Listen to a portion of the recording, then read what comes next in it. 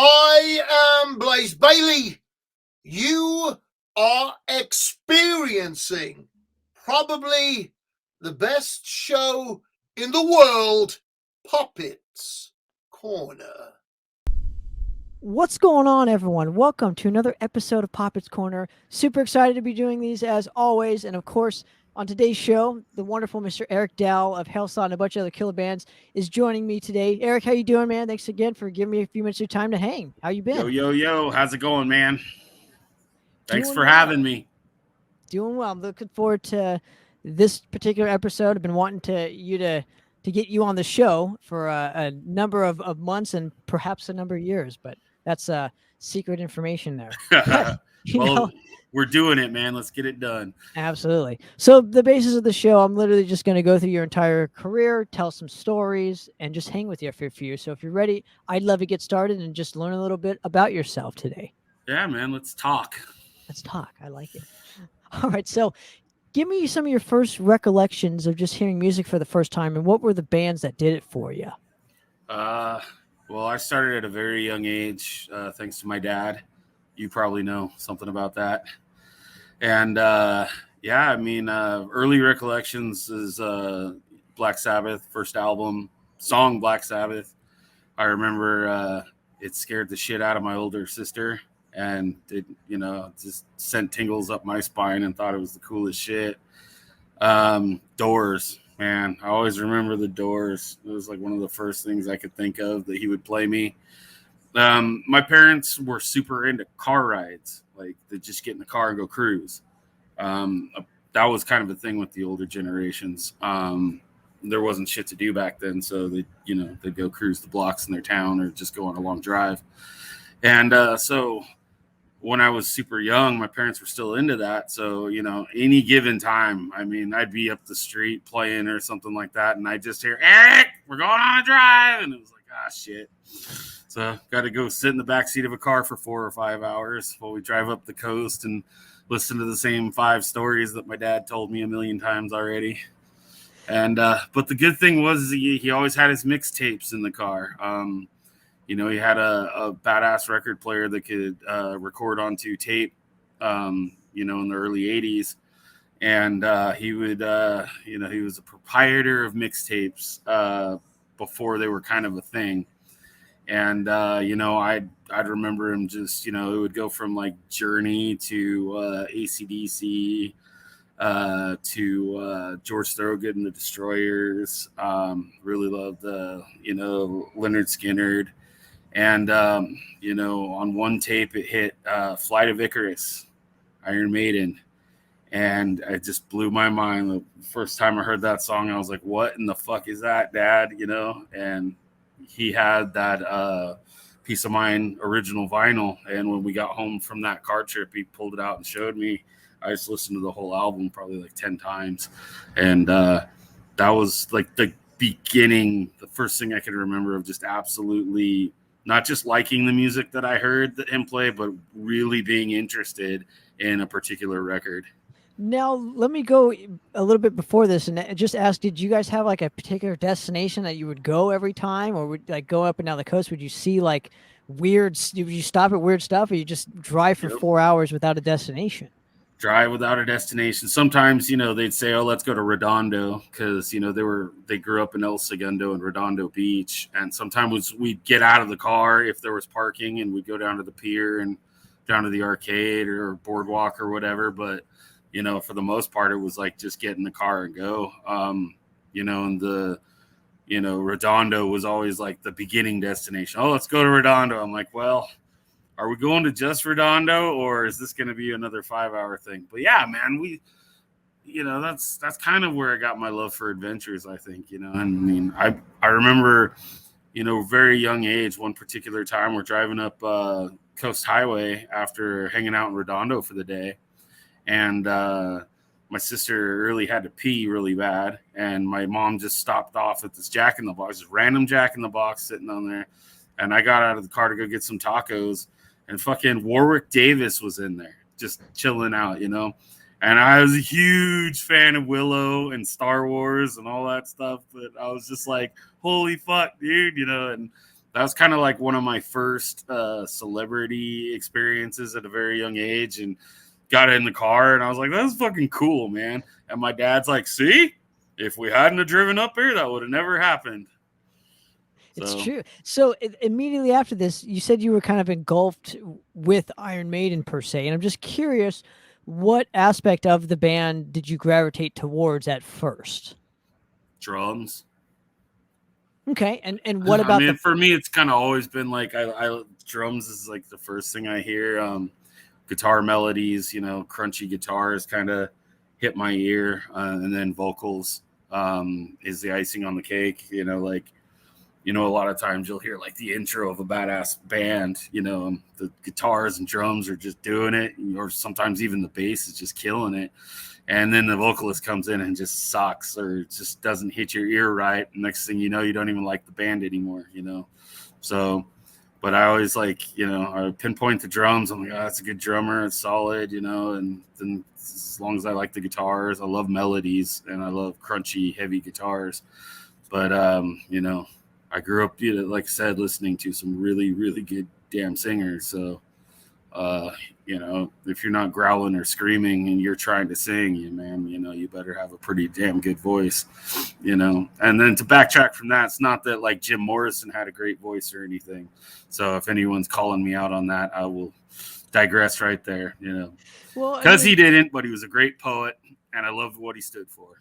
Sure, I think both of those guys have personality in their voice, regardless. So, I'm curious for you though. So you're gravitating towards the drums at first, and the riff comes in. Are you infatuated with the song? To enough? Is that what triggered it to be like engulfed in Iron Maiden? Was the overall songs per se, not just so it kind of grew from the drums are cool, and then the song, the chorus, the big hooks, the solos. Yep, it all builds in my head as I'm listening to the song. I'm like, I have a checklist in my head, and it's just like, oh, got that, and then it just clicks, and then my brain shuts off, and there's no more analyzing. It's just fucking rocking from that point on, And the Iron Maiden was like and then coming home and seeing that album cover to visually lock in, it was like, okay, I love this band.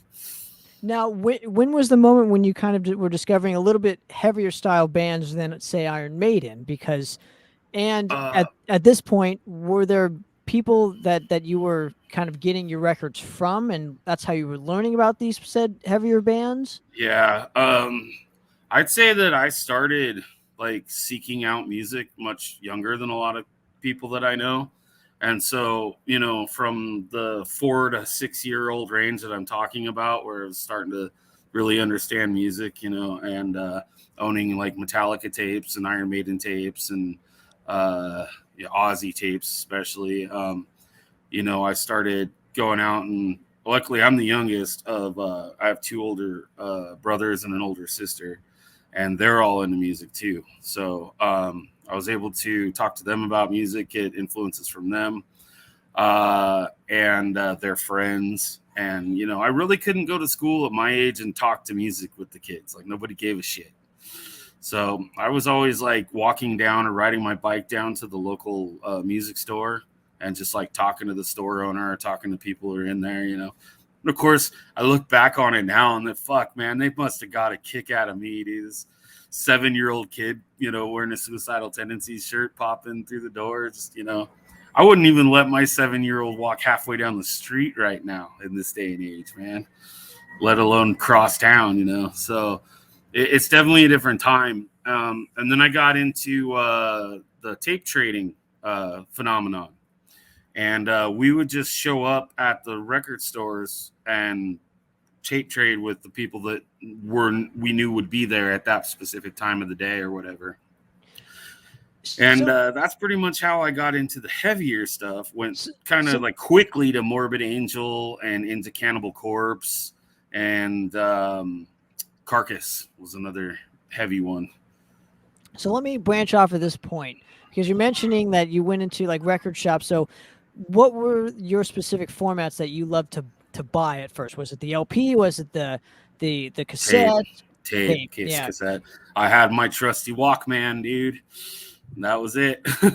So and then obviously, I'm assuming because of the price thing, or was it because did you get like an allowance to where that's what you were spending your money on? So you would do, I don't know, chores around the house or something. You get an allowance, or how are you particularly buying the records if you're 7 or 8 years old? Yeah, well, I'd hustle. I'm still a hustler these days. You gotta be in it. But like, I'd say with the tape trading or whatever, my dad would have blank tapes lying around, and I'd steal those from him. Put my music on them, go down and tape trade. So that was easy. Buying tapes, I mean, the used bin was like $1.99, $2.99 for a tape. I could easily, tell my mom I wanted to go to the arcade or pull that out of my grandma or, like look in the couch or something like that. That kind of stuff was easy. The new releases, it was like $12.99 to $15.99 for a tape. That was a little tougher. I didn't get an allowance. My parents, made us all do chores and housework just to live. It wasn't part of like, oh yeah, you can get paid for that. So it was like I always asked for money for birthdays and holidays and Christmas and stuff like that from different family members, and I would just save up. And then anytime I'd be with somebody who had a tape or a CD and that didn't like what they were listening to, I'd always try to trade them something for it or hustle them out of it. Or, like, do you like Pogs? Do you like baseball cards? Do you like this? Do you like that? And I'd take a fucking Duran Duran tape and go turn it into a Megadeth tape. Oh, interesting. You know what I mean?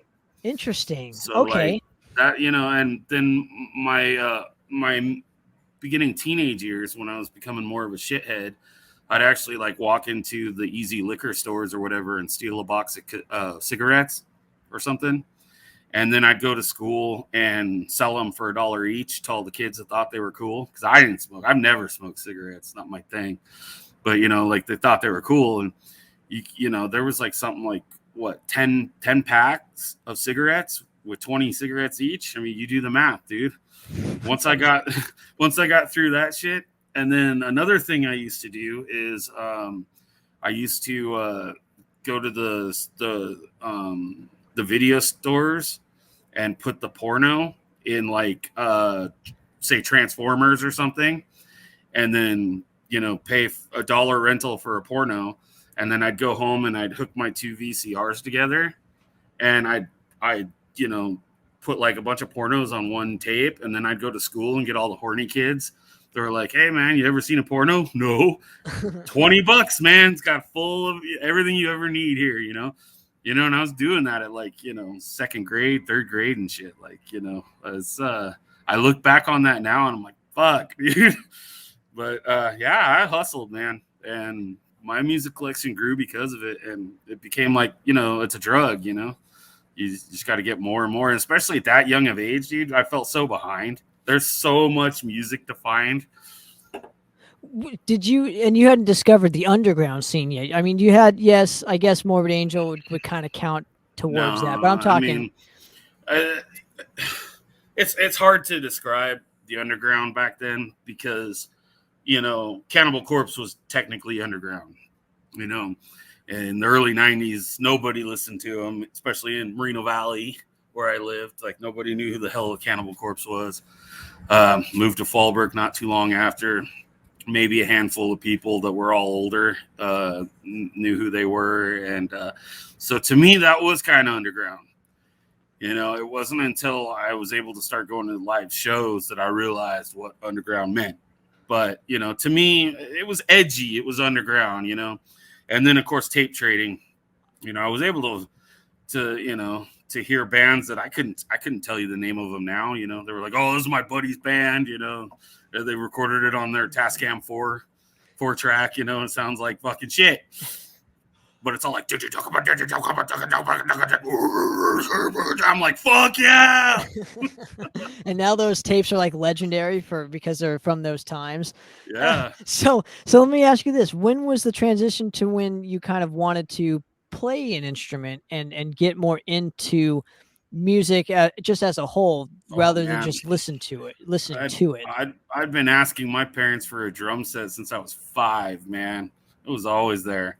I always wanted to play drums. One year they got me a guitar for my birthday, an acoustic guitar, and my brother had already started playing guitar, and I was like, "Yay, guitar! I don't fucking want to play guitar. I want to play drums." And they're like, "Well, your brother can give you lessons." I'm like, "Oh, okay, awesome." I just got my ass beat by my brother, who has no patience for anything in life. Give him more reasons to pick on me. Perfect. Now, why were you kind of gravitating towards the drums and not, say, the guitar or the bass? Or No idea, man. It's in my brain. I'd say it's chemical. It's you are what you are. It's what you like, and your body tells you, your brain tells you, and I just wanted to be a drummer. And when I was I think I was 14 years old, 13 or 14 years old, I got a summer job cleaning carpets, busting my ass like 10-hour days and shit like that. And I got paid peanuts, by the guy who was taking full on advantage of me. And, I look back there now, and I was working harder and doing a better job than most kids would do these fucking days, And, but after 3 months, I finally got $700 from this asshole. I'm sitting there looking at it now. I'm like, fuck, he screwed me over. But I took that $700 and bought my first drum set with it. Your parents can't fucking tell you no if you buy it yourself, man. Now, what was the drum set you were after at first? Yamaha Stage Custom, and I got it. I love it. Now, is because a certain drummer that you liked had it, or did? No, it's because I just went to Guitar Center and tried several out. Okay. So you're trying stuff out in the meantime of saving up to get one. Yeah. Very smart, Well, I mean, for years, I just go to Guitar Center or Sam Ash or the local store or whatever and just, make some noise on the drums until they told me to fuck off. So I kind of already had an idea, plus, of course, like you watch, those badass concerts, like, for some reason I thought I wanted a Tama because of Live Shit, Binge and Purge, Seattle with Lars Ulrich. I'm like, holy shit, yeah, dude. And then you find out that a kit like that's like fucking $6,000 or something. Like, yeah, no thanks. So let me branch off of here real quick. So you get the drums. Do you start taking lessons at this point? Obviously, you were playing a little bit before you get the drum set. Now, what kind of transpires? Is there a first band at this point? Are you jamming with other people around your area? No, not really. My brothers were in a band, and my eldest brother was the drummer, and my middle brother was the guitar player, who is still the guitar player for Helsott. And they were in a band together. I think it was like 3-piece or 4-piece. And my brother went to go take a shower, and Mark was still playing the guitar, and I just snuck behind his drum set and started playing. Pretty quickly just started playing beats, and then started running double bass while I was playing the beats. First time I ever, really sat down behind a full kit. And fucking Mark's just like, keep going. And so I just kept playing, and I stopped, and he's like, dude. And he's like sitting, he's there thinking, and then Richard comes out of the shower, and Mark's like, did you hear that? And he's like, yeah. Kind of like, did I just lose my job?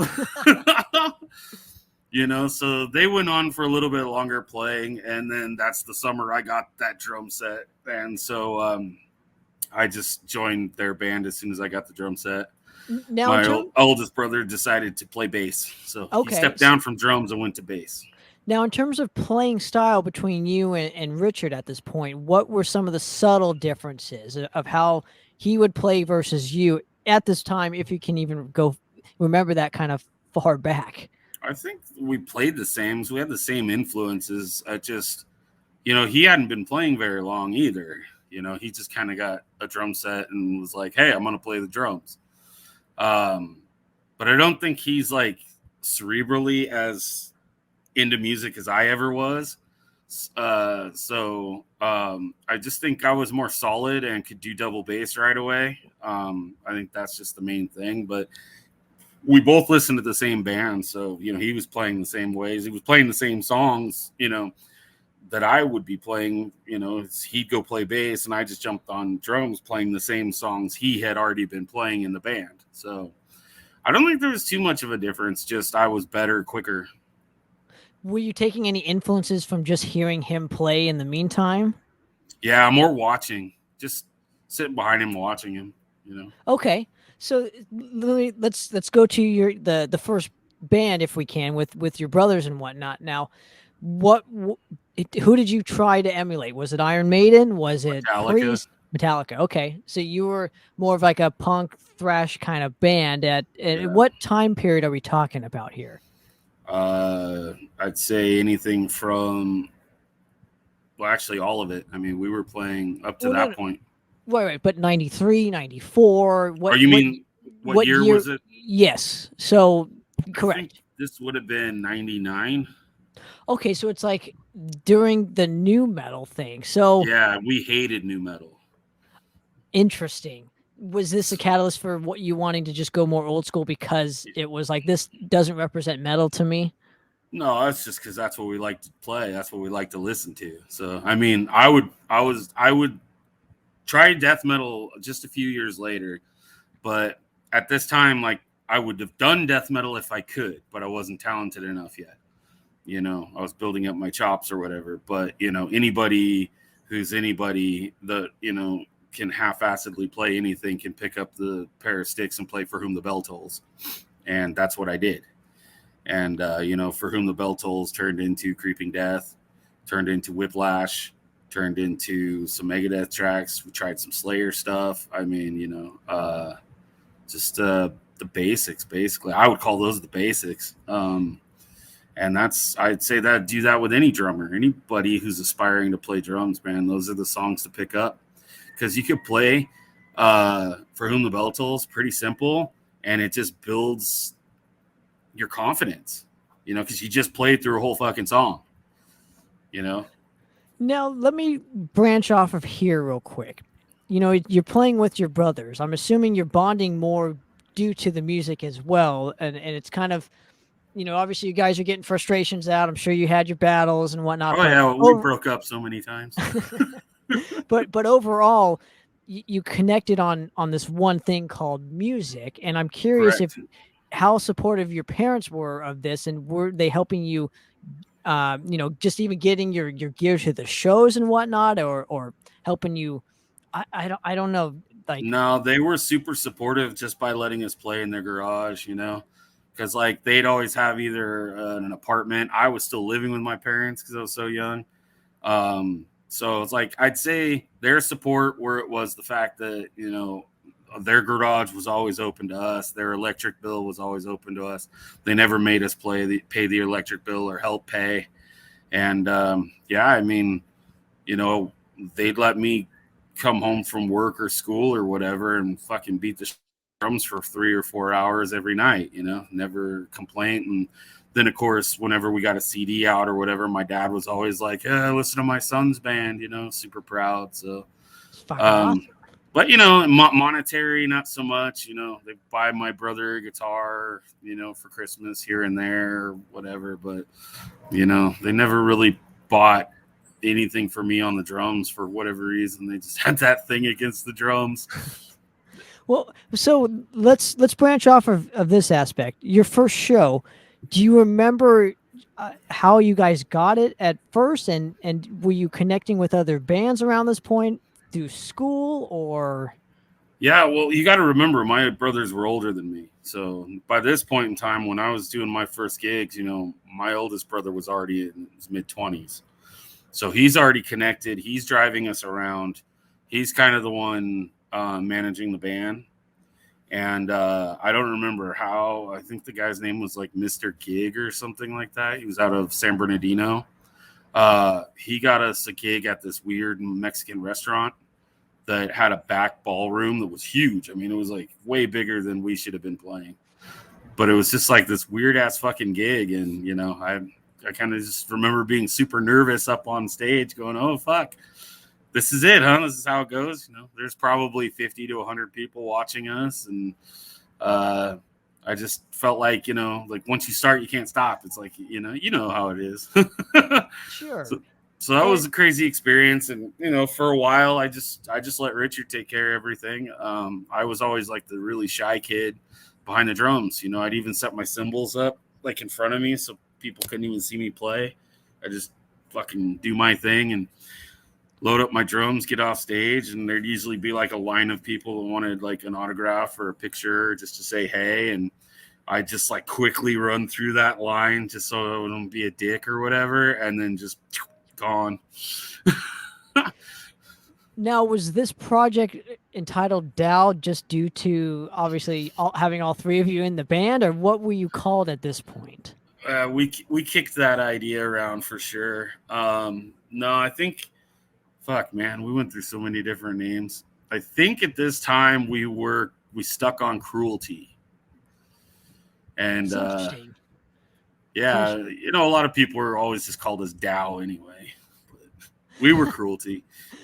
So, do you guys record at this point, or is this a couple of years later? Or got a couple of EPs, but we did it wrong, like most bands that don't know what the fuck they're doing.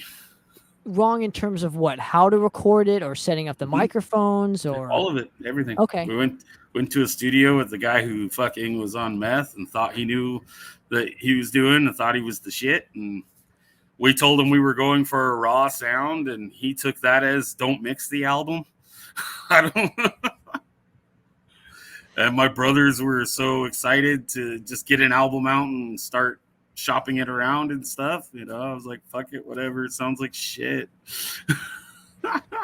Now, locally speaking, what were some of the bands you were playing with? What types of genres, I should say? All kinds. I mean, by now, this guy named Mr. Gig had opened up his own bar venue in San Bernardino, and I think it was called Lyrics, if I remember correctly.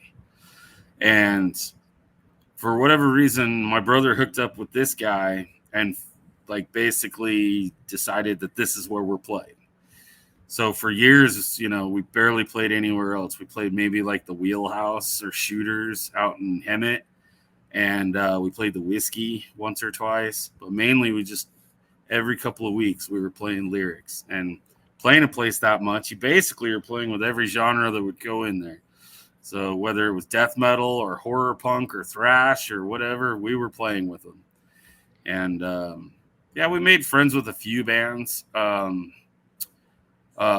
was called Perpetual Madness. We jammed with them a bit. I don't think any of these bands are together anymore. One was called Rusted Icon. I thought that was kind of a cool name. There was a band called Order of the Fly, which is like a horror punk band, and I think they might still be around, but probably not nearly the same members. Right. So, so go not to cut you off here, but so obviously you're playing around town, you're kind of establishing your name. Is there a point when you go outside of kind of the local SoCal market? Are you playing other states at this point? No, never did anything like that. And I like, if I knew back then what I knew now, I'd be telling Richard he's not doing it right. Let me take over, and I would have had the band signed in a year because we were that good. And we had a fan base, and it was like, yeah, it's shit. It's just one of those things, man. You don't know what you don't know, and I didn't ever care to. I was just a young kid just playing drums, just going about my business, hoping we'd get signed or some big things would come our way. I didn't, I figure you just play enough gigs and there's that guy that sits in the back of the bar that walks up to you and he's smoking a cigarette. And you can barely see half his face. And he's like, you want a record contract? I just figured that shit was going to happen. I don't know. But, if I knew then what I know now, I would be managing the band and we would have got signed, and, we might not even be having this fucking conversation right now. Well, I'm so glad we are. And I'm so glad, obviously, you've learned, and I don't think anyone early on in their career knew what they, would go on to know in Yeah, their later exactly. stages. So at this point, though, what is the next step for you guys in terms of playing, in terms of getting signed? Are you shopping these said demos out like you wanted to? Yeah, at least I think we were. That's what Richard was saying we were. And like I said, he was working with this guy who owned the venue, and one night he'd tell us, "Oh, a guy from Nuclear Blast is coming down," or "Oh, some guy from Century Media is coming out tonight," or and we'd never get to meet said guy or whatever, but he'd always have this hype. He's like, "Oh, I got you this gig at the Whiskey.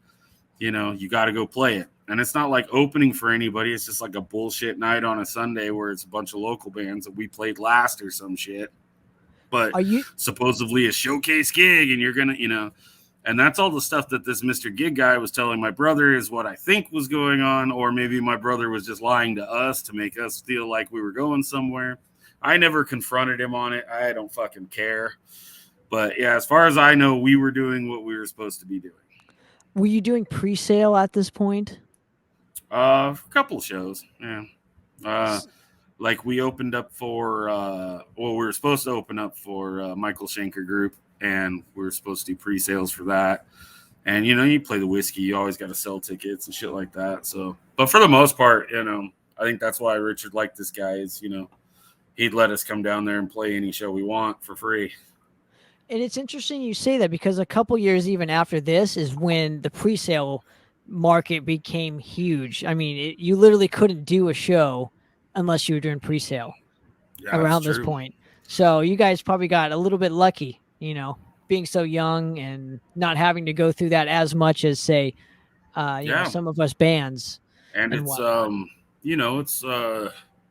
it was really helpful for getting me up on stage and getting those stage chops, because, like I said, we were playing every couple weeks with no stress, no whatever, just go play in front of these guys, play in front of those guys, and for a young drummer, it was great just to go through those motions, set up, get off, get out of there, tear it up in front of people, get that stage fright, worked out.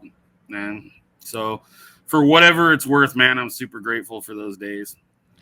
I want to go to a different aspect, and we'll get back on track with your specific career and whatnot, but I'm curious, how familiar are you with Mosh King? Oh, Weenus. I love Weenus. Okay, so I'm curious how much of that played a part in with your guys' specific career, and even you specifically going out and seeing these live shows. Was this kind of the hub and whatnot? Because I would love to get Mosh King documented on here, and just how valuable was that tool for you specifically? Well, first of all, Dennis, if you're watching this or whatever, I love you. I actually just had him at my last Vodka Metal battle at Viper Room as a guest. Good friend of mine, just love the dude to death. Man, from the mid 2000s on or whatever it was, I would set my yearly calendar to Mosh King. Like, I wouldn't even have a real calendar. I would just see, what's going on next week. Oh, let me see.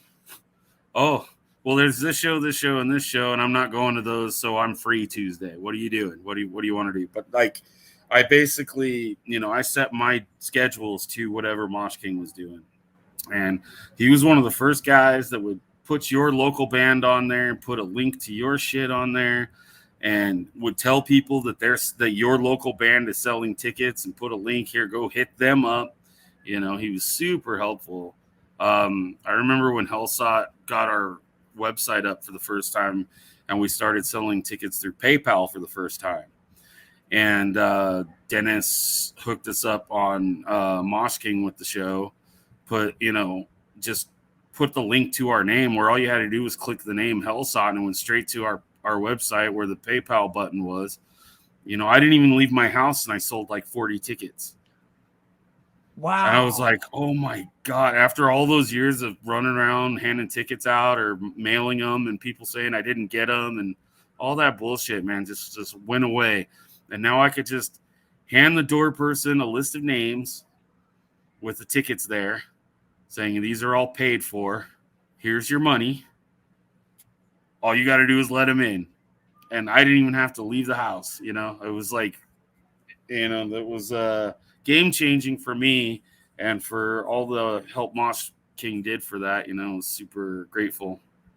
I'm just curious how he specifically would just get all this information. I mean, that's probably must have been like a nonstop, almost like a labor of love. It's not even a job because I don't think he was getting paid for it, but just super helpful to have that at that specific time. I honestly think we need a hub again. We need a Mosh King again, just to like. We have so many different avenues. We need one central fucking place, Yep, I know, man. He's all he's turned into a universal health care guy. He's all into politics, and that's where his life's at right now. And he says as soon as we get universal health care and his job's done there, he will gladly go back to putting all that energy into Mosh King. So I don't think we're going to get that anytime soon. So hopefully someone else steps up to the plate. But yeah, basically, I mean, if you hang around, Facebook or, what is it? Well, right, all the social media various platforms and social medias, but not that, just mailing lists from the labels and agencies and stuff like that, because that's what he did. And so, like, the day a press release would come out, it would come to your email. I mean, anybody can sign up to the shit. Just go to their nuclearblast.com and go sign up to their shit, Whenever one of their bands hits on a tour, the day the tour is announced on a press release, you'll get an email about it. So Dennis would just get all those emails and he'd look himself. He'd find what's going on and add the shit himself. And then he also had the button where if you had a show that isn't on there that you know of that he doesn't, you can send it to him and he'll put it on. And then he also had a section for just local bands to check out local bands. It was a whole different tab where all you had to do is click on there and it was just all the local bands he supported and a link to their website or Facebook page or whatever you wanted him to put on there. And if you were active playing gigs, even if he didn't really care for your music, he'd put you on there. So it was, something like that was super awesome to the scene.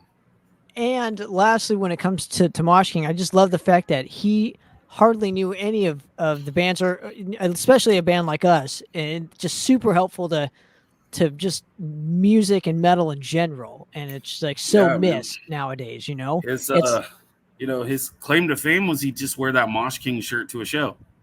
That's it. And then, of course, anybody that saw him be like, Mosh King? I love that website. And then whoever's standing next to him would be like, yeah, he's the guy.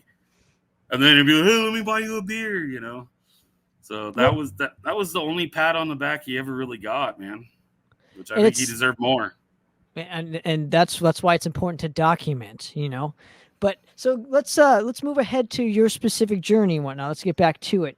And I'm curious, the next transition into the next project and whatnot. What transpires after doing like all the shows with Cruelty and whatnot? What transpires immediately after this? Well, we break up. I dick around for a few years trying to find bands. Can't really stick. End up playing for some like country rock cover band type shit just to get some chops going and get paid. Hated it. There was, out of a 50 song set list, there was probably 2 songs I liked. And I joined a band called Dark Realm. I think it was called Dark Realm. And we were together for 3 weeks before the 2 guitar players killed each other, basically, and we broke up. Basic thing where, the one guitar player accused the other guitar player's girlfriend of trying to get into the business and being in the way, and just called her, like, I remember it was like he called her a stupid fat obstruction. Okay. And I was just like this. As soon as he said that, dude, I was like, yeah, there's no way that guitar player is going to take that. Sure. And I didn't know these guys very well at all. So I'm just sitting back going, fuck, dude. Well, that was a good 3 weeks, And then, I moved on from there and didn't really do much. And got a job at Guitar Center and got a back injury in 2009. I was in the warehouse sweeping up a section that I had just sold out of. It was a big DJ section, and that DJ section had been there for like years. You know, the store had only been open for a couple of years, and this gear had been there since opening day. So we all just kind of assumed it was there. Well, it got sold, and I was down there sweeping up all the 2 or 3 years worth of shit that was underneath it. And on the other side of the 2 shelving shit that was in the warehouse were amplifiers and amplifier heads. And a Line 6 Spider 4 got sold, and the other warehouse dude gets the ladder and goes running up to grab it, and it was like the third one down the stack. And you know, you're supposed to grab the top one, run down the stairs, grab the middle one, run down the stairs, then grab the one you want, and then grab the other 2, go up and put them back. That's what you're supposed to do. Well, you know, I'm guilty of it myself. We were lazy fuckers. So he pushes the 2 that were on top of the Line 6, thinking that the DJ shit was still there, that had been there the whole time. So, you know, it would just lift up, and then he'd be able to grab the Line 6 and pull it out. The DJ shit wasn't there anymore. So the Line 6 just goes shoo over the top, spins, bam. I'm bent over picking up, like I had like the, you know, the pan, the dustpan. So I'm like literally bent over, and I got hit square in the back with this thing from 9-foot drop, maybe 10 foot. And being Guitar Center and the culture there, I thought I got stabbed. It was just a sharp pain, and I couldn't breathe. And I just flew forward, and I turned around expecting to see someone there with like a knife or something, like just going postal, because fuck Guitar Center. I'm like, what did I do, man? I just figured he's just going to go around and stab everybody there, you know? But I see this stoner dude going, oh, dude, did that fall on you? I'm like, yeah. And like, it was such a weird thing, because like I was laughing, you know, people experience pain differently. So I was like laughing at how much pain I was in. But the true essence of the pain didn't kick in for a couple of days. So the next day I actually went to the NAMM show for Guitar Center. And I'm walking around and not feeling good at all. You know, lower back's not feeling good at all. But I'm like, okay, you know, maybe I should say something when I get back on Monday or whatever. And the next day it was gone. No bueno. I had to tell them. And so they sent me to see their doctors, and they wouldn't do shit for me. And it was just like 2 or 3 year nightmare trying to fucking deal with it. But I finally got a doctor that wanted to do the surgery on me and all that shit. And, you know, I'm sitting there in the waiting room for 8 hours every 2 weeks or whatever to see this doctor. And, you know, there's all these people with like all this fucking, you know, like metal spine shit up over their head all the way down their back. And, you know, we all get to talking because we're all sitting there for 8 hours. And it's like, hey, what are you in here for? What are you in here for? And, you know, talked to a couple of the guys who had the same exact injury I had. And they're like, don't fucking get the surgery, man. Don't do it. They said, we wish we never would have. And one guy's like, this is my 4th one, and they still haven't got it right. He's like, it's fucking ruined my life. So I opted out of the surgery. I sued Guitar Center for not helping me, and went and did my own rehab. And, you know, I went from, you know, on the 3rd or 4th day of that, I couldn't even get out of bed, man. You'd have to wheel me wherever I was going. I was like bad place for like 3-4 months. And then I slowly rehabbed myself for several years. And in the meantime, I was like, well, I can't stop music, you know. So once I was able to walk again and, you know, like, you know, always live life in constant pain. But once I was able to deal with it and cope, I started Helsott. Because, you know, hey, man, I can't drum, but I can fucking sing. So let me ask you this. What was the most beneficial during your rehab at this point? Were you learning exercises? Did you have people kind of teaching you? Yeah. How to strengthen? Yeah, my favorite thing was a heated swimming pool or a pool area or whatever. And you get the weights in that pool. And then you're able to, like, once you're in the pool, you know, and all that fucking weight is lifted off of your body, you can bend over and grab the weights, and you're like lifting around 10, 15, 20 pounds, and you don't even feel like you're doing it. So then you get out of the pool and yeah, your body feels like you just were lifting all that fucking weight. But, then you just deal with that pain as it comes, rather than dealing with the pain as you're trying to do it. Because we all know when you're working out and you're in pain while you're doing it, you're just trying to get to that next set or whatever. It's so easy to mentally just quit. Say, fuck that, it hurts. So I really liked the pool aspect. What is even the first step that you kind of have to do? I mean, you can't even walk it out of bed, let alone go to a pool. So I'm just curious. Ultrasounds was like the first thing. Massages, just bending over and picking up sticks. It's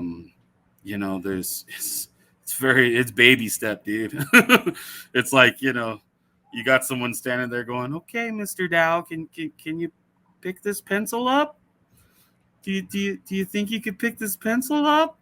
It's pretty degrading, man.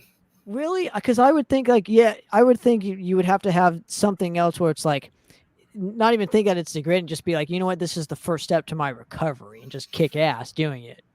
Well, and I'm sure you had that. I was in a darker mental place. My girlfriend of 11 years and I split up over it. She fucking, she started cheating on me because I was like just a vegetable. And I was in a really dark place. It wasn't like, oh, this is the beginning of my recovery. It was more like, fuck this shit. I just want to be at the bottom of a bottle. And so I was, like, most of my nights, I was just at the bottom of a bottle. And it was the band that did it, and meeting my wife now. I mean, I've been together with her 12 years now or whatever. You just got to keep on living, keep on doing the little things. Feel degraded, feel embarrassed, but just keep doing it, whether you feel that way or not. It's self-perseverance. And, shit happens. Shit gets better. I remember I bullshitted my way onto a first gig. A band I really liked called Suidakra from Germany was playing Ramona main stage. And they had just released an album that sounded a lot like Helsott. I mean, they're doing exactly like what shit I wanted to be doing, man. I'd seen them at Pagan Fest. I was a big fan. And so I hit up the promoter and just lied to him, dude. I mean, we only had just like we had a bass player and a guitar player, and barely was talking to a drummer. And we had like 2 songs together, and we had just started talking to a keyboard player that could sing. It was a girl. And, maybe we could get through 2 songs. And I hit him up. I'm like, dude, we're this badass band, thundering double bass. Our drummer at the time really didn't play double bass much. He was more of a jazzy kind of drummer. I basically described what Helsott is now to this promoter, which we were not that at all back then, and he's like, all right. Yeah, I'll put you on the show. So then I'm like, all right, great. We got this show. And I go tell the guys in the band, and they're like, what the fuck did you just do? So we had no other choice but to grind it out for 3-4 weeks or whatever, write the rest of the songs and record it or rehearse a set. And, 2 days before the set, we were still buttoning up the last 2 songs. Hadn't even been fully written yet. And we got out there and tore it the fuck up. And I thought, that's Helsott, man. That's the way we've always started. That's the way it's always going to be. Balls to the wall. Say yes first. Go do shit now. Get it done. Worry about all the fucking shit later. And a lot of that had to do with my injury and, going through the rough shit with the ex-girlfriend. And I think that gig, we went over really well, man. We ended up going back to the promoter's fucking house and partying with the band. And they couldn't believe it was our first show. They thought we were so good. And, it was just such a night and day difference between being a drummer back in the day and going and hiding, and being a front man for the first time and being the guy everybody's coming up and patting on the back. And and I think I needed that at that time. I needed someone to just be like there for me and tell you did a good job and this, that, and the other. And that gig changed my life. This band changed my life. And because of this band, I met just a few months later. I wasn't looking for love, but I found it. And, just been looking forward ever since. How now, how do you approach being a frontman compared to a drummer? Because obviously this might have been one of your first gigs as the vocalist frontman, essentially. Now I'm curious, who were you trying to emulate at first? Obviously you became something else, later on, but I'm talking about doing. I just wanted to get through the gig, dude. It wasn't emulation or anything. It was like I had the microphone in my hand and it was just like shaking like left and right, and they're like, all right, you're on, and I'm like, fuck no. You're on. And so there was my cue, so I just walked out on stage and did it, and like it was a blink of an eye, dude, and it was done. I couldn't even tell you how the gig went. Interesting. So what's the next step to this? You guys obviously go into record an EP a couple years after this. So walk me through. Well, before we recorded that EP, we actually recorded another EP that never saw the light of day. So that year, 2010, we record our first EP that nobody knows about. And afterwards, we shelve it, decide it's not coming out. We're not going to do it. The band's changing too much direction. And we won a battle of the bands. And the prize was a recording session and $500 or something like that. And so we took that opportunity to write the 3-song EP that you're talking about that came out in 2012. So it's not like we didn't record and we weren't doing anything for 2 years, because we did. We just didn't let it see the light of day. Will it ever see the light of day? Would you ever, No. maybe in 20 years or something? Little bonus? I have it. I listened to it like maybe 3 or 4 years ago, just for shits and giggles. It's not bad. It's not that, it's not that bad at all. I like it. So obviously, yeah, and you got to excuse my language. I'm not familiar with pagan metal in terms of how to pronounce this said name, but essentially is it Folkvanger? Yeah, whatever you want to say, man. Okay. So, Folkvanger, Folkvanger, okay. whatever the fuck it doesn't matter, dude. Someone will accuse us of saying it wrong no matter what you say. So sure, right. And so obviously this comes out, this gets recorded to where you guys are, this represents the band that you guys wanted it, to do it in a time of the band's career in 2012. So this is a very good representation of where the band was at, essentially. Yes. So it comes out, you do it independently, from my understanding. And do you send it out to labels, or do you just pick up and just no, man, we got a badass tour the very next year, and we had labels talking to us already, and we actually played a showcase gig for a label. So we were actually like, talking to labels, doing things with the EP, but we never actually sent it out and shopped it. What we did do with it is we went to the NAMM show with it a few times and sent it out to some people to try to get some endorsements and try to, fluff the band a little bit better for the next time around for labels, So we were like building it up, and then, through just networking and all that shit, I, that's actually a really cool story how I got our first tour. Took some of the money I sued Guitar Center with and went on 70,000 tons of metal. So first time I'd ever flown, first time I'd ever been out of the country, first big adventure I've ever really gone on. I had to go by myself. So nobody could afford to go with me or wanted to or whatever. So I get on the plane, fly to Florida, get off. I'm outside the gate in Florida. No clue where I am. I've never really done airports before. I'm just like, oh, fuck, dude. Now I'm in like this foreign country. Everyone's speaking Cuban and shit like that. Like all the signs aren't in English. I'm like, where the fuck did I do? And so I called the hotel that I'm staying at. I'm like, hey, you guys said you had free shuttles. Where are you? And they're like, oh, yeah. We're there every 15 minutes. Just keep looking for a vehicle that has our name on it. I'm like, oh, okay. So I'm standing there and nothing. And so I start walking back. I was going to go back inside the airport, and all of a sudden I see this like chintzy ass little fucking shuttle, scootering by, and it had a cardboard sign on it with my hotel on it. Now the side was painted with some other hotel, like a nice hotel, but I have a little sign with a little cardboard sign. And I was like, hey, and the guy stopped and he's like, just you? I'm like, yeah. He's like, get in, I got room for one more. So I climb in and I sit down and I turn around and there's the band Cataclysm behind me. And I probably got Cataclysm. There you go.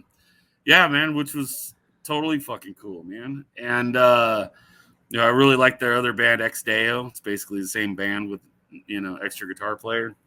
So I get talking to the guys and all that stuff, and we were set to play Pagan Fest 2013 in Hollywood, and Ex Deo was on the bill.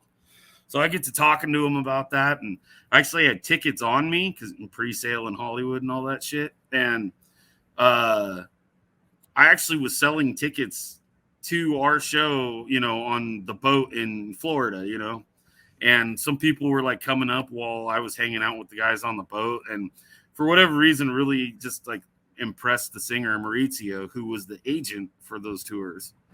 And so, yeah, when we got back from the boat and we did that Pagan Fest, which they had to drop off, so they weren't on it, but Maurizio was there.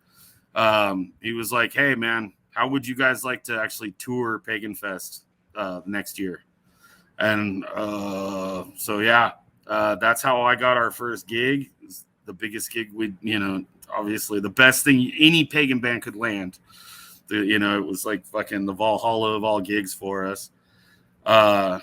Super fucking cool, man. I just, you got to get out there and network, man. You're not going to get anything sitting at home. And yeah, so that's how that happened. And we had our little EP. That's all I had to give them. That's all we had to sell on that tour.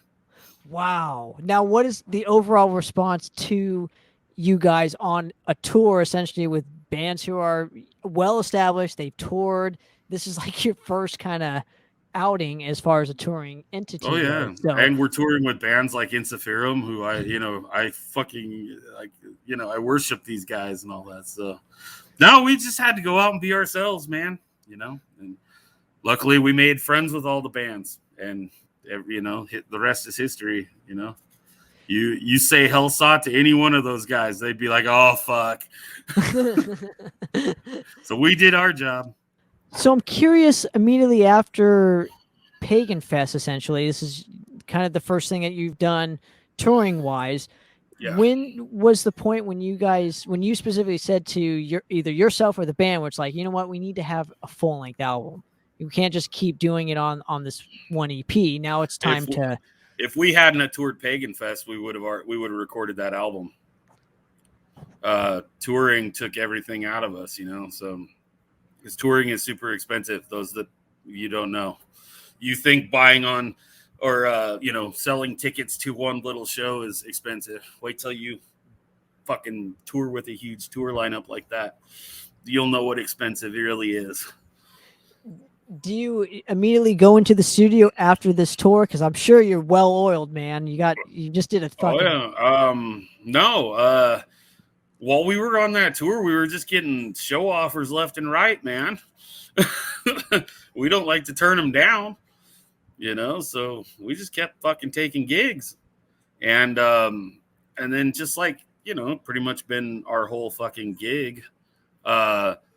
We basically lose our guitar player during Pagan Fest. I was ready to fire him in fucking New York. And we said, no, we'll stick it out with him. And we asked him, if he wanted to book these gigs. We knew that we knew he didn't want to be there, and he knew we didn't like him. But, so I just said, hey, man, can you play these 3 gigs that are coming up? And, we'll talk about it after that. He said, yeah, man, no problem. We get back from Pagan Fest. The day after, he comes, grabs his shit, and quits. Wow. So we had to get a quick replacement. And, a week later, we had to drive out to Arizona and headline of Viking Fest, So while that, wasn't too detrimental because the dude never wrote shit, and you know his guitar playing wasn't that amazing anyway. He probably would have just done some solos on the album. It just, you know, it wasn't like anything detrimental other than we lost momentum. So then we needed to get the new guitar player, and he decided to stick around. He was actually in the band for several years. So, but again, all he really did on the Woven, our full length, was just do some harmonies, I believe, and the solos that he was to write, you know. So we were still, in my opinion, ready to rock and roll after Pagan Fest, even with the guitar player leaving. But some of the guys in the band didn't feel the same way, and they just wanted to keep taking all the gigs that kept getting fired at us. And I just kept telling them, at some point, we're going to have to start saying no to some of these so we can record. And especially too, you know, your momentum is everything. So even though, you know, that specific guitar player wasn't, you know, a huge asset to you guys, it's still that just getting in that mindset of like, fuck, now we have to teach another guy how to play the songs. You know, it's exactly. Not, you know how it is, dude. It's not fun. And so I'm curious, what is the overall reception to Woven, and how do you specifically promote this compared to the EP? Are you signed at this point? Are you just giving it to your friends, or are you, what is it? No, we weren't signed yet. This was the one, you know, we're going to shop, and we did. So we threw down Woven, and we shopped it for a while. Not very much interest in it, and we said fuck it, because like you said, momentum, and we had another tour lined up. We're like, well, let's just fucking release this bitch. And so we did, and you know, we sold through our first batch like crazy fast, and everyone loved it. You know, still to this day they think that it's our best album, and you know, it has some of our songs that we always play on it, you know, and it did really well for us, and I fucking love that album. And yeah, we just had to treat that one way different. And we didn't get signed off it. You know, eventually we re-shopped it when we were done touring. We're like, well, here's, you know, we still have Woven, you know, but by then I think the labels were like just not interested in an album that had been out a year or so. So we just moved forward. And one of the labels that was interested in us was Century Media. And we had Marco Barbieri was the president there, and he wanted to sign us. He gave us the green light. And so did Dan Dismal, I believe, was also saying, yeah, let's sign these guys. But I think they were like going through that whole transition where they didn't know what was going to happen with Sony. And then Sony bought them. And the Germans were kind of like, don't sign anybody right now. So they had to pass on us. And so I just went along my business, and we went and started recording the Healer EP. That came about as an Indiegogo project we did. And one of the perks we put out was you could we'd write a song for you. And we got this guy hits us up, and he buys that perk. And so I hit him up and say, hey man, what do you want us to write the song about? And he's all like, you know, battle or blood or Vikings and shit. I'm like, oh, shocker. I'm like, I was like, but you know, but what about you, man? Let's make it personable, you know, like, what do you do, you know? Because at this point, I'm not thinking putting it on a Helsott album. I just record a song for the dude, you know? No big production or anything, just like a quick demo. Like, I come to find out he's a doctor. He runs a hospital. He's out in Michigan, and he helps people, and it's all this shit. And I was like, oh, fuck yeah, dude. And so I got the idea to write a song about a Germanic healer, you know, and, you know, instead of being part of the battle, he's back in the battle, healing all the people that are injured and coming in. And he's just as vital to the cause as even the people with the spears and the swords, you know. So you always need the healer. And I wrote the song for him, and he was just like, this is fucking beyond anything. He's like, I love this so much. And I was like, yeah, I kind of like the song a lot too. So we decided to do an EP around it. And so we just wrote a couple more songs, and then did a cover song and put that EP out. And next thing I know, I get hit up by Marco Barbieri. Hey, man, what are you doing? Oh, we just finished writing this EP. What's up, dude? He's like, well, I just started this new label, In Theory Audio. You want on? Duh. So, yeah, we didn't even shop. Just went straight to M Theory. And I'm curious with the Healer EP, is it a overall concept with the songs presented on it, or is it just that one and it's the overall, there's just the concept musically speaking, not lyrically? There's 2 songs that are part of the concept. Okay. And I tied it into the EP and the Woven. So there's 4 songs in the saga. It's called, the first one and the second one are actual point of view. So it's not necessarily a part 1 or a part 2. It's just whichever side of the palette you're on. So the first one was on the Folkvanger EP, which was called Vandals Divide.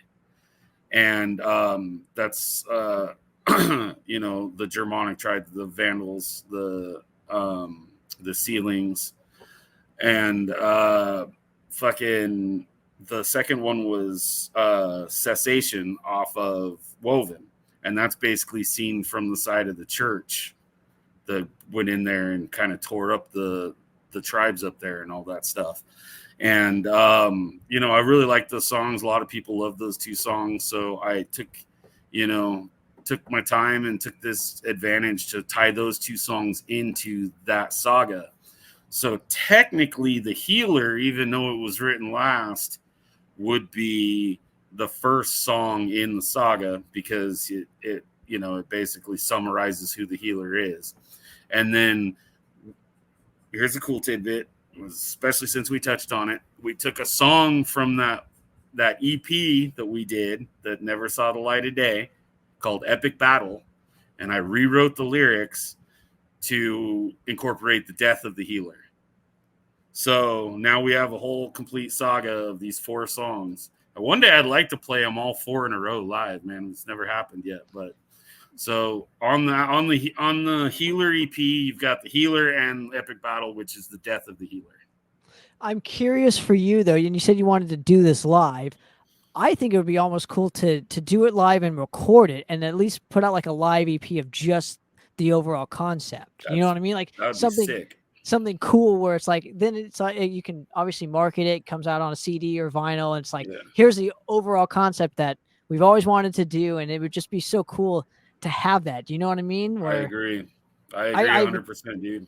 I would think that would be awesome. And I'm not your marketing guy. I just think it would be really cool as a fan and whatnot to have that. And I'm sure as the artist himself, it'd be awesome to have that. But so moving forward here, it's not too long after in between the EP and the Slaves and Gods record. So I'm curious for you, why immediately go into a full length album? Is it because you got it was in signed? The contract? Okay. It was in the contract. We had to get a full length out because nobody really gets signed off of EPs anymore. So when you do, there's usually the tagline on there within the next year, you got to bring a full length out. So, which we actually were a few months late in delivering, but that's a whole fucking story all on itself. And just the fact that we even got that fucking album out is one of the most fucking prideful, proud moments in the history of the band. So you want to hear about that? So let me before we get to it, and we'll get to it and whatnot. I'm curious for you. Is there, even recording this, how did you want to do this one differently from Woven in terms of recording in general and production and whatnot? Do you go to the same studio? Do you? Nope. I already had the formula down. We're basically going to do what we did for the Healer.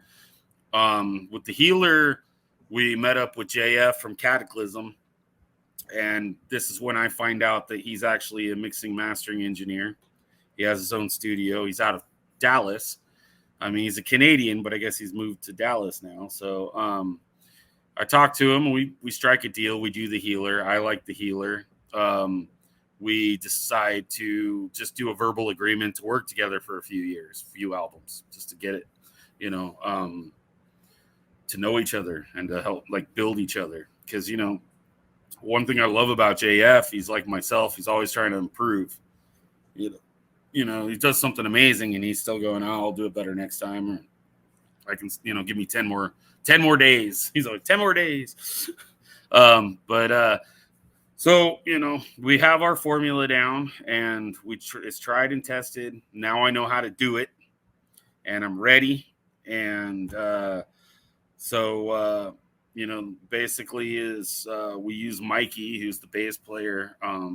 Now he's our sound guy, but, you know, he went to school for recording and engineering out in Arizona. And so, you know, he does this shit professionally. Now he lives at the studio in Trench Studio in Corona. And that's where we go to record. And so that was way different than Woven. Woven, we recorded in San Diego. Gotcha. Now, moving ahead and whatnot, what were some of the challenges you faced recording-wise, especially vocally, you know, speaking? Can you give me something to where it's like what helps you out, I guess, the most when recording vocals, even if it's choosing the right microphone or how you approach, you know, recording and whatnot? I'm just curious how. Well, for me is I got to have a rested voice. You know, I've never been like the strongest vocalist, like throughout a whole tour. Like, I'm more like a monomarth or whatever. Or you'll hear that dude's voice straining at the end of a tour, and same way with me. Plus, my immune system's terrible, so you get me out on a tour, and usually by the second week, I'm sick as fuck, and it usually affects my voice. So, when it comes time to recording, I'm really, really looking like to rest my voice a few days before I get in there, and that's kind of like important for me. I don't have any specific rituals. Yes, I do use a specific microphone. No, I will not change that microphone for all you people that are so lovely and always are suggesting to me the mics you use. I appreciate it, but I have the one I use. I love it. Now let's get to the meat of the subject and the delay with Slaves and Gods, and why didn't it almost not come out? So 2 weeks before we were going to the studio, we'd already booked time like months in advance. 2 weeks before the studio, we get together as a band to just go over which songs we're going to do. You know, it's kind of a new band at this point, where we've got where my brother left a couple of years before, and now we've got the other guitar player had been with us. He's got his friend in the band who filled in on our first European tour. So we're just freshly out of that first European tour, and we're back home and we're writing. And obviously now you've got the guy who's writing the meat of the best Helsott songs, actually all of them at this point. He's not in the band anymore. So the writing process is being really frustrating to me and the drummer, because it's just not sounding like Helsott. It's not coming together. But we're still willing to push forward, you know, and try to find the best parts of everything and just work it all out, you know. And the closer we get to time to record, the more these guitar players are like shutting down and crying and whining and bitching and moaning and like, you know, doing everything they can to just like not record, not want to play. And so it came to a head like 2 weeks before we recorded when we got together. And I said, you know, we've booked this shit months ago. You knew it was time. We have shit going on after. We can't not do it now. We have a contract. It has to be delivered now. Now's the time. Put your fucking big boy pants on and let's go record a fucking album.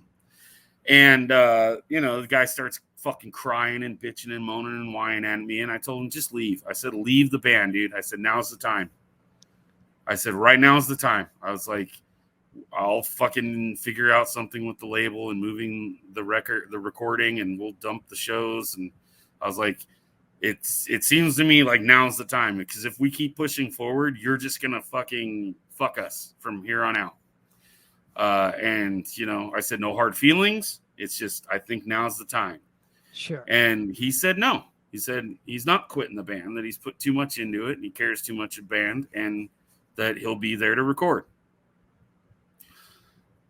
Okay, so we get together one more time, and it doesn't really go very well, and I'm super not happy and skeptical. And so we show up to the studio day one, and there's me and the drummer. We're there like 6 hours putting the drums together, getting all the tones down. You know how long that takes. People think, oh, it's just go push record. It's like, no. Set the mic on. That's it. Yeah, that's all you got to do, right, Tanner? So anyway, we're fucking balls deep busy. You know how it gets. And we just lose track of time. It's basically all it was. You know, if I wasn't balls deep busy, I would have been like 3 hours earlier. I'd have been, hey, where are you guys? But no, it'd been 4 or 5 fucking hours, and they're not there yet. And finally, we're starting to get tracking down, you know, because our drummer doesn't need a guitar player in there to track. He has a click in his ear, and he just goes. He's that good. So he's in there tracking drums, and I get a text from the guitar player that he's quitting, and he's not coming in. Well, you call this one. Yeah. So Cooper, I let him run through a couple of takes because it's one of the songs I wrote. And let him run through a couple of takes. He's doing really well. I can tell he's not there yet, you know, and I get a moment. I'm like, hey, man, come here. Let's talk. I was like, check your phone.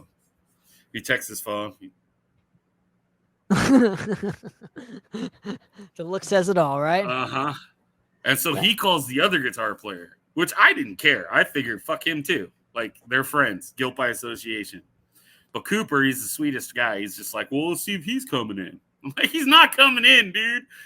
You know, and the guy ignores him, doesn't answer his phone, doesn't text him back or anything like that. So I say, all right, man. We booked the studio for the week. And so me and Cooper just recorded the songs that were like ours, you know. Shit, me and him wrote on piano, guitar type stuff together. Just needed a better guitar player to play them type deal, you know.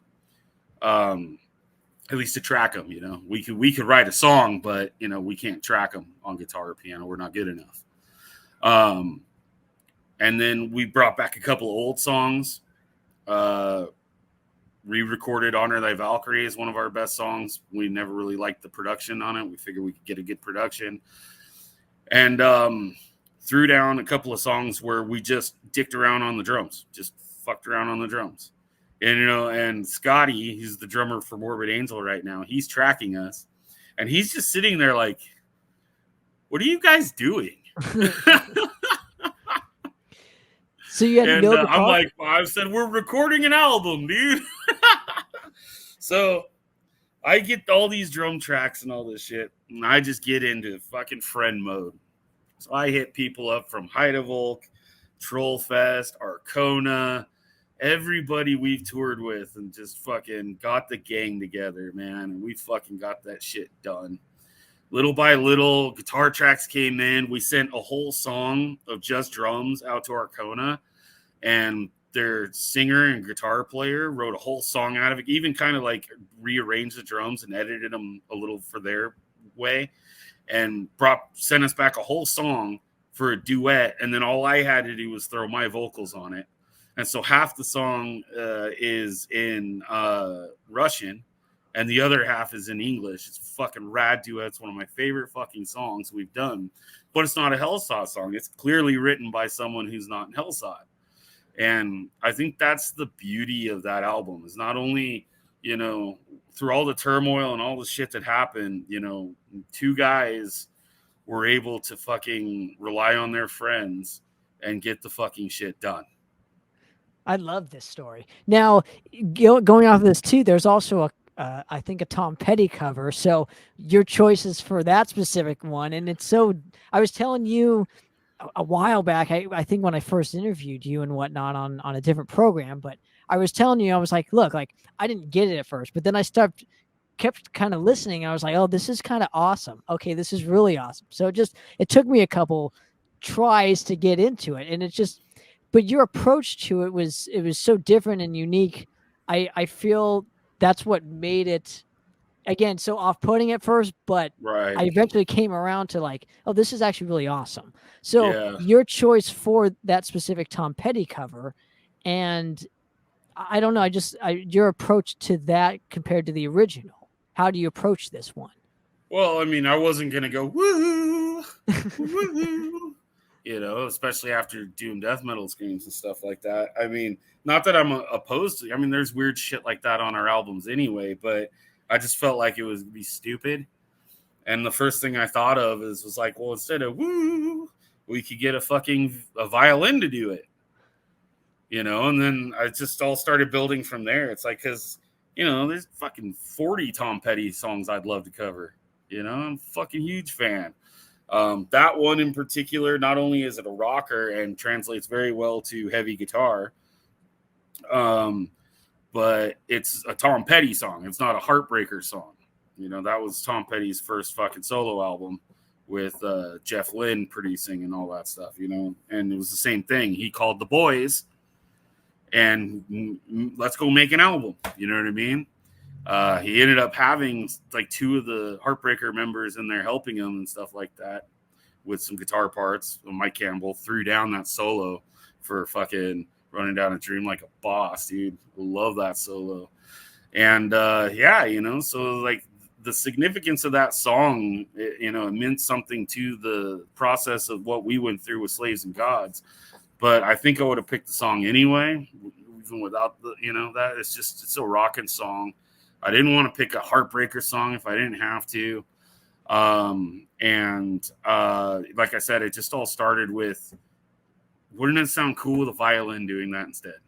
I love it. So there's a unique correlation. I love hearing about this stuff, So obviously the album comes out and whatnot. Are you generally happy with how it turned out compared to the circumstances that you guys were currently under? Okay. One of the proudest hours of my life, man, is getting that shit done. And we were only like 3 months late delivering it too. There's bands on our label that fucking put their second album out in 2 or 3 years, and fucking Marco isn't like up their ass, I didn't want to let Marco down. I didn't know how close he would stick to contracts. I didn't really know Marco that well. So it was super important for me to not let him down. And I wanted to deliver that album on fucking time. So when I was late, I was upset that I was late. But then he was like, dude, I can't believe you pulled that shit together. And then I look back, I'm like, not too many people else would have been in that situation and still fucking just did it like we did it. We would have packed up the drums and left and paid the 1 day in the studio and, pissed off the studio owner because we told him we'd be there all week and, and just move on about our business and, break up or whatever you normally do. But that wasn't in the cards for me, man. It's interesting that you have this awesome tendency of what success is to you. It's like you there's a job there, you fucking do it no matter what. A lot of musicians ride coattails, as I'll say, with the one or two members with bands and whatnot. It's like all the other members do that. They use excuses. I call them anchors to not get the fucking job done. And there's a reason why certain people are successful at what they do. And I think that's your biggest attribute to your success is just you have a job, you fucking do it. Bottom line. Man. I appreciate you noticing that, I guess. Thank you. Yeah, absolutely, man. It's like super important for us to know that stuff. And our listeners should know how to.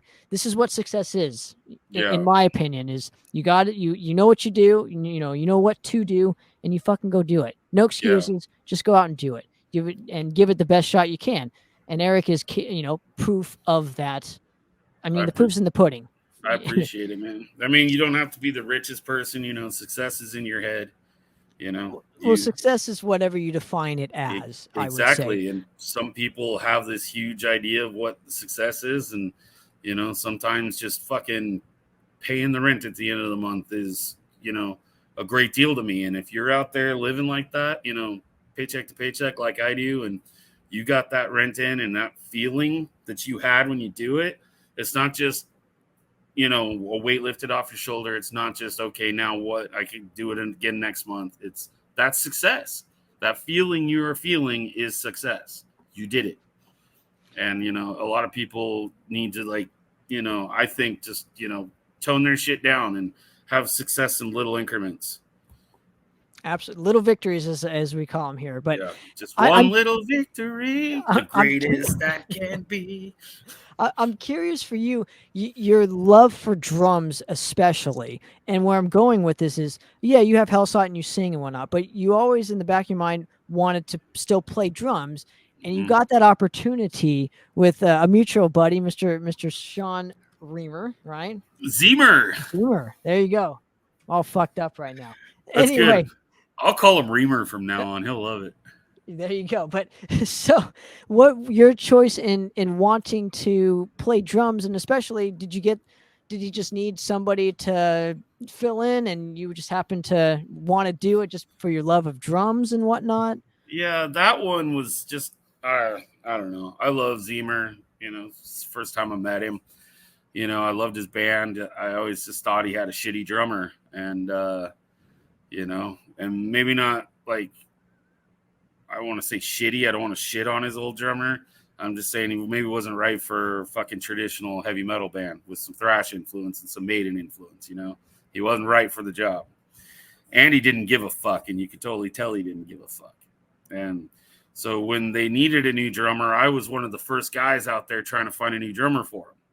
I was really advocate, you know, and I picked several guys, and you know, and they ended up with a drummer that I picked for him. And we went and played a gig. We played a gig with them, and I'm just sitting in the back of the room watching this new guy play, and all I could think of is all the shit I would do different. And so when he quit the band, I just looked at Zemer and I said, "Fuck it, I'll do it, dude."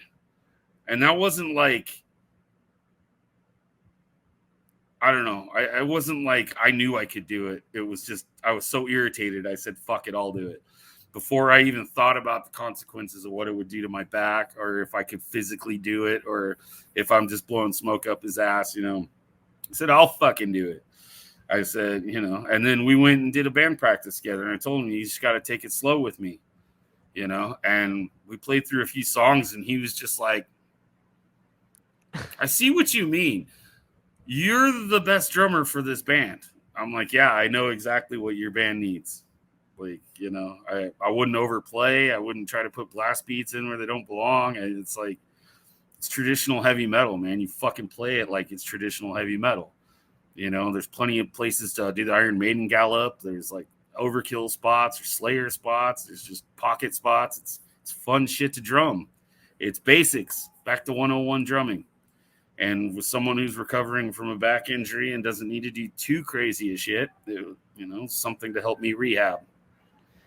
Oh, interesting. So, and obviously, you're what you're mentioning is you do what's best for the song, not the ego.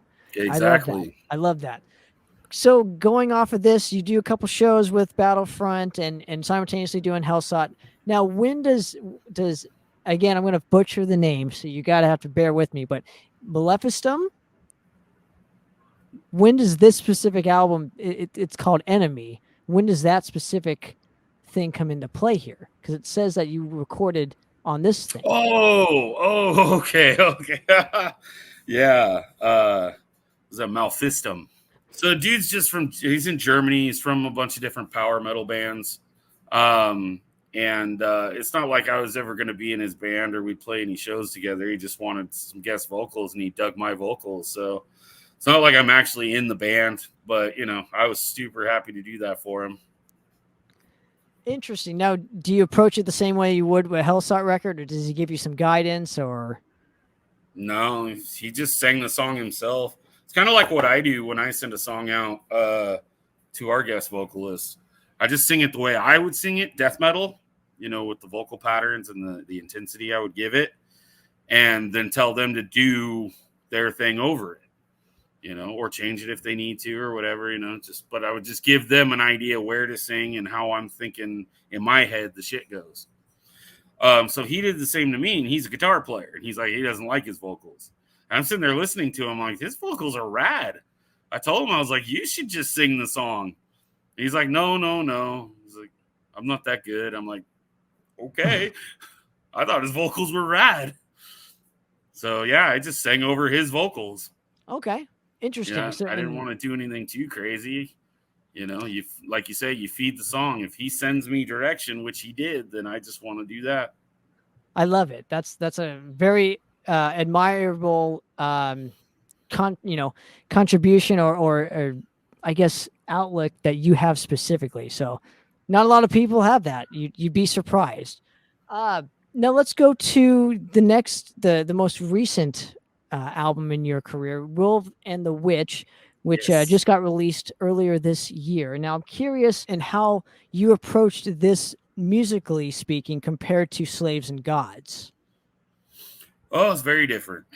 Night and day. I mean, like I said, Slaves and Gods, you can't even really, technically call that a full Helsott album, can you? It's a collaboration album in every sense of the words.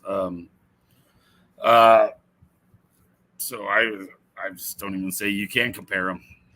A lot of the times, especially with the Slaves and Gods, and a little bit with Woven, we would get reviews where people would say we're too eclectic.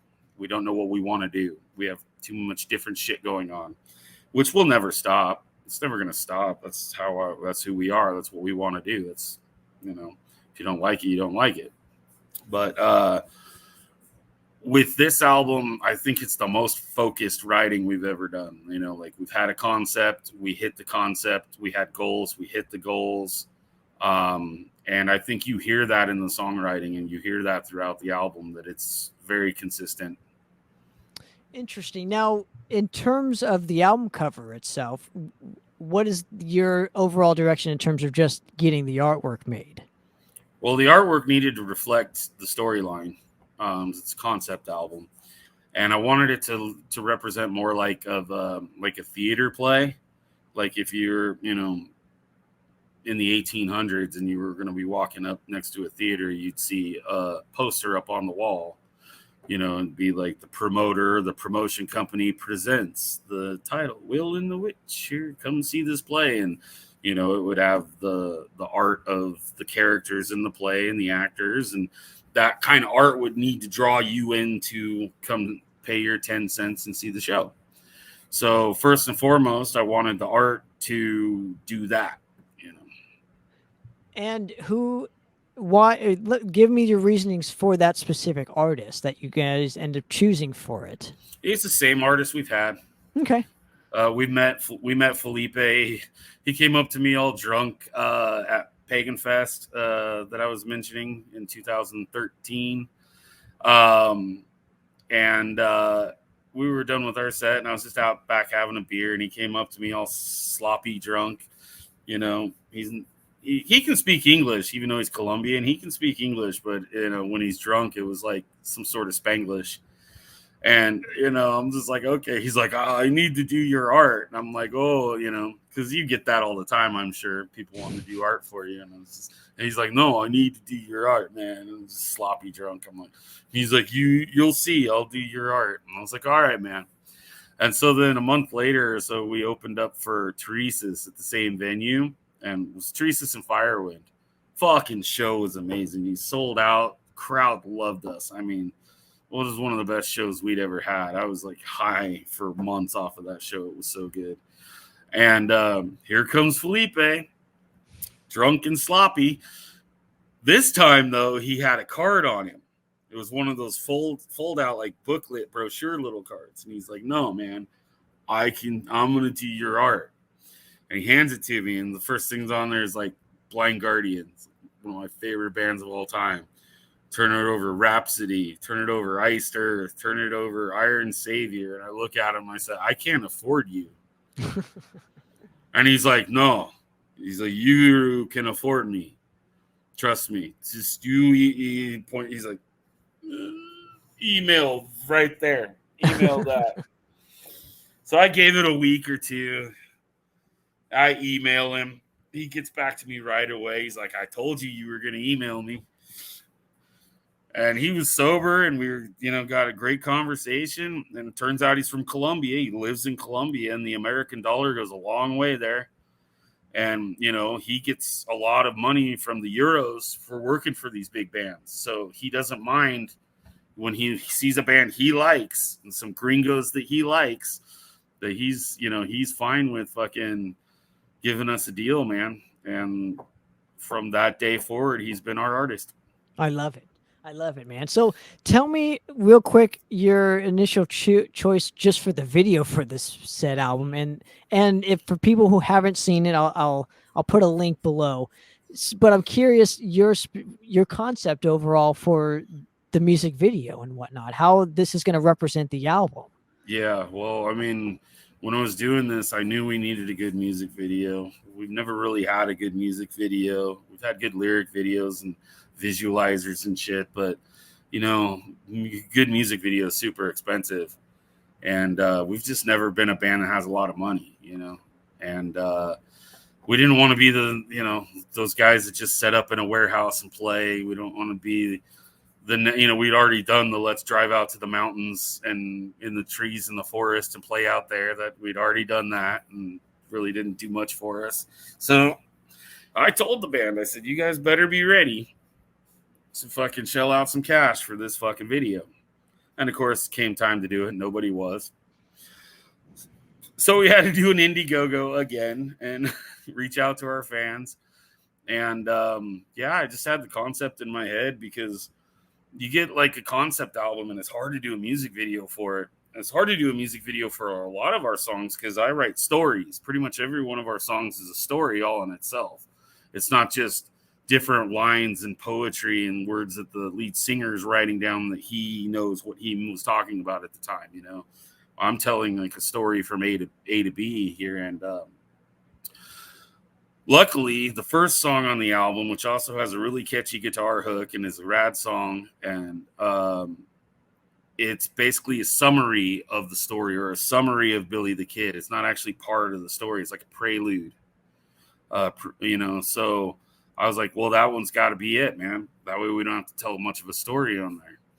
And so I came up with the concept, called a few of my friends at Direct, and they've moved up in the world since, I knew them 10 years ago, and they're all offering $9,000 or $7,000 just to direct a video. That doesn't even include a camera crew or the site or anything like that, just to direct. And I was like, fuck that. I was like, I could fucking do it. There it goes again. I'll fucking do it. So, we looked into it, and we found a ranch out in Landers, California called White Horse Ranch. And they're like a video studio for Westerns. It's a little 2-street Western town, all authentic 1800s. They have a wardrobe department there. They have special effects. They have guns. They've got horses if you want them. I mean, it's just, so, you basically rent them for a day for $2,000 for 25 people on set. And then the charges just go up from there. Because with 25 people on set, now you need insurance for at least $1 million, or they won't let you shoot. Then you need a porta potty or 2. Then you need catering. And then you need this. And then each gun you rent is like $40 a gun, $20 for the holster. Each bullet you shoot's $3. Each wardrobe's $175 per wardrobe. So a lot of our people, I just told them, bring your own unless you want to pay for your own. So we did an Indiegogo and we got like $4,000 raised. So we still were several thousand away, but we were able to make it happen. And we just went down there, and I hired one camera guy who had his girlfriend there as an assistant. Killer fucking dude, Vinny Marvosa. Bass player for the band Fractures, super rad dude. And he's like, fuck, I'm not going to charge you stupid amount of money. Let's go do this. And so he was super reasonable, and we just went out there, and the lady there that owned the place let us camp there. It was cool. So we all just went, not all of us, but most of us went there, pitched tents the night before, got some beers and some pizza and talked some shit, and went to bed early and got up at 4 a.m. before the sun came up, and put our outfits on, and we're ready to go as soon as the sun came up. And so we shot for 12 hours basically. And we were able to get 2 videos done. But what's really cool about that is we just had a few hours left in the day, and then there's a drinking song on the album where it takes place in a saloon. There's not much storyline that goes to it. So we just threw everybody in the saloon at the ranch and just got a bunch of whiskey and beer and cracked it open and just went through the song and had a party in there a couple of times. And so we were able actually to get 2 music videos out of that place. Wow, but that's impressive, man. Now, lastly, I want to thank you for coming on, hanging with me. I truly appreciate a moment of your time here. And hopefully we could do this again and again and again and help you promote as much as possible. You got my life story there now, bud. Absolutely, man. It's what we do here, buddy. It's called documentation. It's Next really time we'll important. do the vodka metal battle. I love it, dude. That's what we did last time. So we'll that's right. alternate. That's right. Now I'm generally curious, where can people get Will and the Witch, and what is always the best place to support a band? Is it always going through that said label to show that the label that the band actually can sell, or is it through the band? I mean, what typically is the best place to support a band or whatever? If the band doesn't care about the label, then go through the band because they're getting the support. But if the band cares about their label like I do, I always say go through the label. So in this case, it's mtheoryaudio.com/store. And that works for us, because we've been with the label now for several years. And part of our story we skipped is we actually we had a option in our original contract to put out Woven again through the label. And so in 2020, for our 10-year anniversary, we not only put out Woven again as a reissue, but I updated the artwork, and we remixed and remastered it through JF. So you can now you can get Woven on vinyl and CD and download, and it sounds better than it's ever sounded before. I love it, man. Well, Eric, appreciate you guys' time. Always a pleasure to talk to you, man. And thanks for coming on the show, man, and hanging. I truly appreciate it. Let's do it again sometime. Absolutely, man. Well, for another episode of Poppitt's Corner, guys, we're out of here. Cheers. Cheers.